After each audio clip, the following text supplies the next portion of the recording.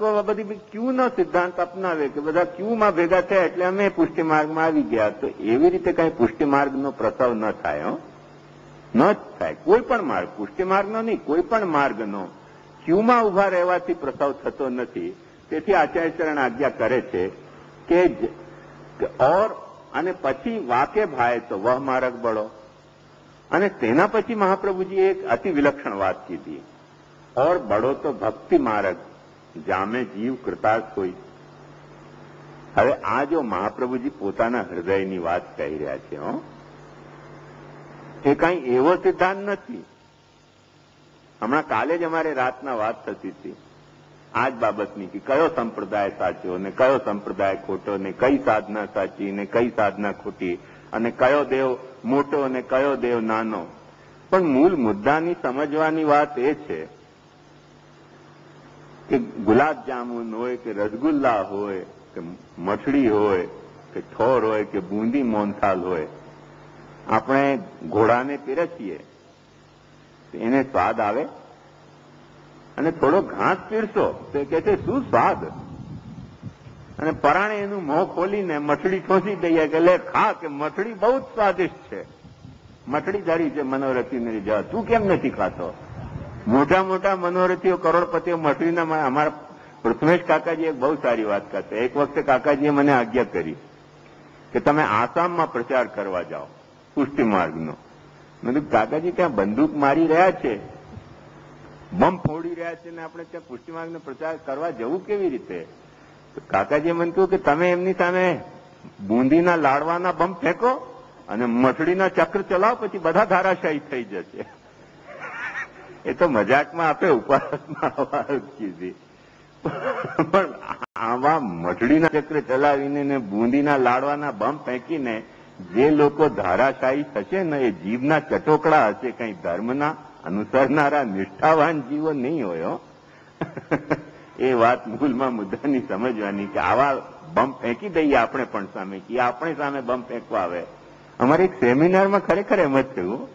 એક સેમિનારમાં હું ગયો, જો મને ઓચિંતી વાત યાદ આવી ગઈ. તો એમાં એ લોકોએ શું કર્યું કે ઘણા બધા ધર્મના બધા વિદ્વાનોને બોલાવ્યા હતા કે આવો અને તમે સેમિનારમાં ભાગ લો. અને પછી તો એવું સુંદર ખવડાવે અને એવું જોરદાર માલવાલ ખવડાવે કે બધા કંઈક પછી બોલી જ ન શકે ને. એ બધાને એ લોકો જે ખવડાવનારા હતા એ આખો દિવસ એમ જ કહેતા રહે કે અમારો માર્ગ સૌથી સારો. હવે મારે તો ઓચિંતો તો એવું થઈ ગયું કે ત્યાં તો કઈ જમવાનું હતું નહીં મારે. હું તો મારો એક ડબ્બો લઈ ગયો હતો ઠાકોરજીને ભોગ ધરીને, એમાંથી જમતો હતો ને મારે કઈ ત્યાં ખાવાનું જરૂર હતી નહીં, મારે કઈ લાજ શરમ તો હતી નહીં. તો એમણે કહ્યું કે સૌથી એમણે આપણા પુષ્ટિ માર્ગ માટે કઈ પૂછવાનું શરૂ કર્યું, એટલે મેં કાઉન્ટર એમના માર્ગ માટે પૂછવાનું શરૂ કર્યું. પછી તો બહુ તરત કોમ્પ્રોમાઇઝ થઈ ગઈ કે ના ના હવે આવા માર્ગના સવાલ નહીં કરવા. તે બધા બિચારા પ્રોફેસર હતા એ આવીને મને કહેતા હતા મહારાજ તમે આવ્યા તો થોડું કામ ચાલ્યો, નહીં તો અમને તો ખાઈને એવા સુંદર ખવડાવે પછી કઈ બોલીએ ન શકાય અમારાથી. અમને બધાને ભેગાડીને સંભળાવતા રહે કે અમારો માર્ગ સૌથી સારો. ભાઈ બોલવું કેવી રીતે? આટલું સારું ખવડાવે અને પછી અમને ન ગમતું હોય તો આપણે ના પાડી શકીએ. કેમ કે લાડવા ખાધા હોય, મોહનથાલ ખાધા હોય, ફાફડા ખાધા હોય, ઢોકળા ખાધા હોય, ના કેવી રીતે પાડવું કે તમારો સંપ્રદાય સારો નહીં?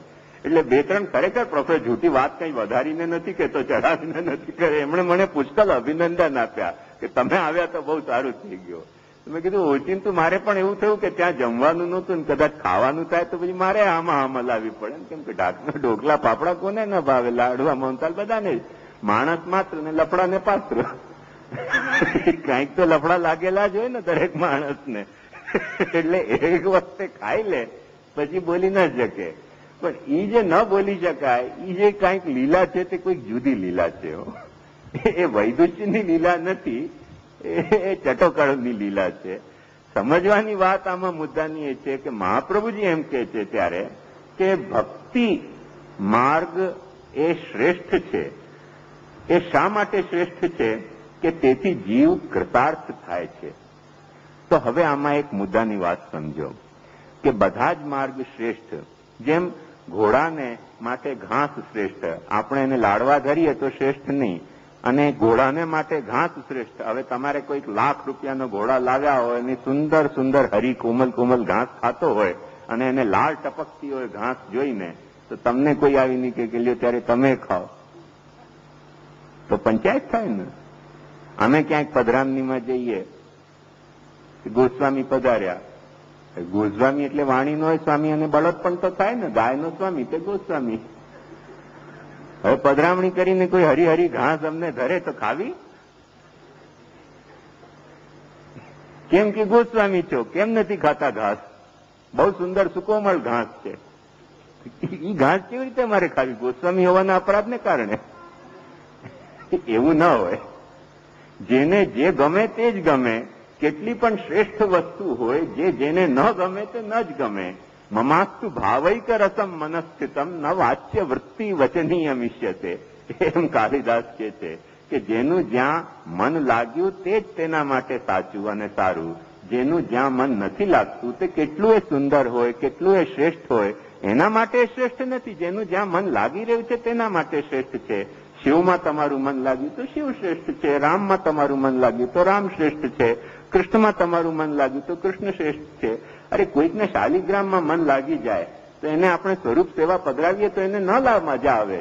એને શાલિગ્રામ પૂજનમાં જેવો આનંદ આવે, હવે ગોલ મટોલ શાલિગ્રામમાં શું મજા આવતી હશે? આપણને એમ લાગે સ્વરૂપની સેવા કરના, પણ એને જે શાલિગ્રામમાં જેનું મન લાગ્યું એને આપણે આ વાત ન સમજાવી શકીએ. આપણી વાત એને સમજમાં ના આવે કે શાલિગ્રામને તમે કેમ નથી પૂજતા. આવા ઘણા બધા પ્રશ્નો હોય છે જેને આપણે વિવાદના વિષય બનાવી દેતા હોઈએ છીએ કે કોણ શ્રેષ્ઠ અને કોણ અશ્રેષ્ઠ. શ્રેષ્ઠ અશ્રેષ્ઠનો પ્રાથમિક નિર્ધારણ તો એ જ રીતે થાય કે જે જારત કે અધિકારી ભરત તમારે ન છલકે. જે વ્યક્તિ જે માર્ગનો અધિકારી છે, જે વ્યક્તિ જે જીવ જે સાધનાનો અધિકારી છે, તેથી જ આચાર્ય ચરણ પુષ્ટિ પ્રવાહ મર્યાદામાં માર્ગભેદ, સાધના ભેદ, સ્થળ ભેદ વગેરેનું નિરૂપણ કરીને કહે છે કે જે જીવ જે માર્ગનો હોય તેના માટે તે સાધના સારી અને તેના માટે તે ફળ સારું. હવે આપણને કોઈ એમ કે પેલા ભાઈ નો દેહ છૂટ્યો અને કૈલાશ ગમન થઈ ગયું તો આપણને કંટાળો આવે કે ભાઈ કૈલાશ શા માટે ઉચિંત્યા ચાલ્યા ગયા ગોલોકમાં જતા જતા. અને કોઈ બિચારો શિવજીનો ભક્ત એને આપણે એમ લખી દઈએ કે એમનો વૈકુંઠવાસ થઈ ગયો તો એને પણ ત્રાસ થાય, ભાઈ વૈકુંઠવાસ કેમ લખી દો છે, એ તો કૈલાશમાં જવો જોઈતો હતો. તો જેને જે ફળ જોઈતું, હવે એમાં વૈકુંઠ શ્રેષ્ઠ કે કૈલાશ શ્રેષ્ઠ એનું નિર્ધારણ કેવી રીતે કરવું? અને પાછી એક વાત ઓર મજાની હો કે જનારો કૈલાશ જાય કે વૈકુંઠ જાય, પણ આપણે જનારા પછી અહીંયા શોક સભા પ્રસ્તાવ પાસ કરતા હોય કે ફલાણા પૌભનો વૈકુંઠવાસ થયો છે તેથી હાર્દિક શોક પ્રસ્તાવ પાસ કરીએ. એટલે ભગવાન પણ ઉપર ખચકાયો. એક તો મેં વૈકુંઠમાં એન્ટ્રી આપીને અહીંયા નીચે બધા શોક પ્રસ્તાવ પાસ કર્યો, મારે આ ગુજવા દેવો કે એને કાઢી મૂકો ફરીથી, કેમ કે એના બધા સગાવાના તો કે છે કે શોક પ્રસ્તાવ પાસ કરો. એવું જ થાય પછી આપણે સમજતા ન હોઈએ તો. એટલે દરેક વાતમાં જેને જે ગમતું હોય તો એ વાત વિચારવી જોઈએ કે કેમ કે દેહ દૃષ્ટિથી આપણે શોક જ પ્રસ્તાવ પાસ કરતા હોઈએ અને પેલી આત્મદૃષ્ટિથી આપણે કહેતા હોઈએ છીએ કે વૈકુંઠવાસ થઈ ગયો, ગોલોકવાસ થયો. આ મરણના સમાચાર આવે છે ને તેમ હું છાપામાં ઘણી વખતે વાંચતો હું છું કે બહુ ખેદ સાથે જણાવવાનું હોય છે કે પ્રભુ શ્રીજી ચરણને પામ્યા.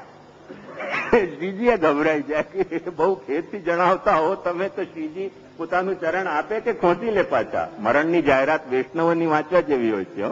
એમાં અવારનવાર એમ જ લખ્યું હોય છે કે ખેદ સાથે જણાવવાનું કે પ્રભુ અમુક ભાઈ શ્રીજી ચરણ પામ્યા.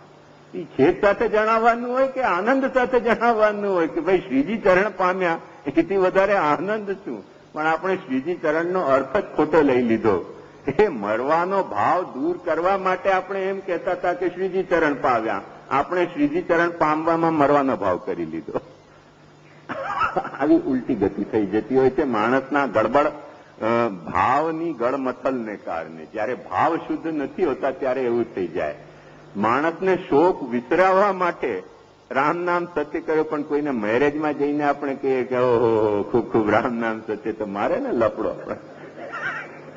રામ નામ સત્ય કે છે મેરેજમાં, તો શું મેરેજમાં રામ નામ સત્ય નહીં તો રામ નામ અસત્ય હોય છે શાદીમાં? બધાને ગુસ્સો આવી જાય કે વિવાહ વખતે રામ નામ સત્ય કેમ બોલ્યો? એટલે આજે કેટલાક લોકો મરણ પાછળ યમનાષ્ટક કરાવતા હોય છે, એટલે મને બહુ ભીતિ લાગે અંદરથી. કેમ કે જતે દાડે પછી એવું થાય, મૂળ મુદ્દો સમજો, મર્યા ને તેના માટે લોકો રડે. અરે પેલા લોકોને સગાવાલાઓનો બહુ વાલ આવતો એટલે રડતા. પછી રડતા માંડ્યા એટલે એક રડવાની રૂઢી સ્થાપિત થઈ કે અમારા બાપે રડતા હતા ને બાપના બાપે રડતા હતા ને એના બાપે રડતા હતા, તે અમે રડશું. હવે નથી રડવું આવતું એટલે પેલા ભાડુતી રડવા માટે બોલાવે કે કઢી ન ખાધી હાય હાય, કઢી ન ખાધી હાય. ન રડવું આવે તોય હાય હાય કરીને ખોટા ખોટા રડે. પછી કોઈકને ત્રાસ આવી ગયો કે આવું ખોટું શા માટે રડવું. એ ત્રાસ આવી ગયો એટલે રડવા બંધ કરવા માટે લોકોએ યમનાષ્ટકનો પાઠ શરૂ કરી દીધો. જતે દાડે શું થશે કે આપણે પૂછીએ કે ભાઈ ફલાણા ભાઈનું શું થયું, બોલે યમનાષ્ટકના પાઠ થઈ ગયા. યમનાષ્ટકનો પાઠ થઈ ગયા એનો મતલબ કેટલો ભયંકર થઈ જશે રામનામ સત્યની માફક. એટલે તે વખતે રડી લો તો એ વધારે સારું. એ યમનાષ્ટક પાઠ તે વખતે ન કરવાનું હોય, પણ આપણે મરી જાય ત્યારે યમનાષ્ટક પાઠ કરીએ. જીવ તો યમનાષ્ટક પાઠ કરે જ નહીં પાછો દોસ્ત પબ. આપણે કહીએ જીવ તો છે ત્યારે કરે નહીં યમનાષ્ટક પાઠ, ત્યારે ન કરે. મરી જાય એટલે રડવું ના આવે ખોટું, એટલે યમનાષ્ટક પાઠ. અમારા મુંબઈમાં તો એવા બહુ મુંબઈનું નામ જ મોહમયી નગરી. એટલે દરેકને કાંઈક ને કાંઈક મોહ થતું જ રહે. એટલે દાદરા સીડી ઉપર કોઈક લોકો પાનની ટીક ન થૂકી દે એટલે ત્યાં શ્રીજીના લાદી, મહાપ્રભુજીની લાદી, બધા દેવતાની લાદી. ભીત ઉપર કોઈ મુતરડી ન કરે બધા દેવતાઓના ચિત્ર માંડી દે. સર્વ ધર્મ સમન્વય થઈ જાય ભીત ઉપર કે માણસ પિશાબ ન કરે. ભગવાનનો આવો ઉપયોગ હોય કે લોકોને પિશાબ કરવા માટે રોકવા. પણ એમાં આપણે સર્વ ધર્મ સમન્વય કરી લઈએ અને મંદિર અને મસ્જિદની બાબતમાં ઝઘડો કરી લઈએ. એટલે મુતરડી માટે ભગવાનનો સર્વધર્મ સમન્વય ને જીવન માટે ભગવાનનો સમન્વય કોઈ નહીં. એમાં આપણે ઝઘડો કરીએ કે કોણ શ્રેષ્ઠ અને કોણ અશ્રેષ્ઠ, ત્યાં આપણે બધો ઝઘડો થઈ જાય પાછો. એટલે માણસને ભાવમાં ઘણી બધી ભયંકર ગળમથલ થઈ ગઈ છે. કિમ કર્મ કિમ કર્મેથી કવયો પ્યસ્ત મોહિતા, કયો માર્ગ શ્રેષ્ઠ અને કયો માર્ગ અશ્રેષ્ઠ. પણ શાંત ચિત્તથી મહાપ્રભુજીનો આ બાબતમાં અભિગમનો આપણને વિચાર કરવો જોઈએ. અને તે વિચાર એવી રીતે કે મહાપ્રભુજી એમ કે છે કે તમારે ભીતર તમે જે જાતની તમારી સૃષ્ટિ છે તે જાતની સૃષ્ટિ માટે તમારો ભીતર જે પ્રભુએ બીજ ભાવ ભર્યા છે એ બીજ ભાવને અનુસરીને તમે સરખી સાધના કરી શકશો. જે સાધના તમે સરખી રીતે કરી શકશો તેનો ફલ તમને રૂચશે. અને બીજો ફલ તમને કોઈ જણાવવામાં પણ આવે ને તો રૂચે નહીં. એ સામાન્ય વાત. આપણે એમ કહીએ કે પ્રભુનું ચરણ ખરેખર પ્રભુ હમણાં પ્રકટ થઈ જાય અહીંયા સભામાં કે લ્યો ચાલો મારી સાથે કુંઠમાં. કેટલા જણા જશે આપણામાંથી? કોઈકને સ્કૂલ જવાનું હશે, કોઈકને ધંધા ઉપર જવાનું હશે, બધા ભાગી જાય. મફતના દર્શન અને દર્શન આપીને લાડવાનો પ્રસાદ આપે તો બધા કે હો મહાન કૃપા કરી, આપની કૃપા કરો તો કરે કોણ કૃપા આવી. પણ એ એવી કૃપા કરે કે લે ત્યારે ચાલ મારી સાથે હવે વૈકુંઠ. પછી તો ભાઈ સાહેબ હવે કૃપાના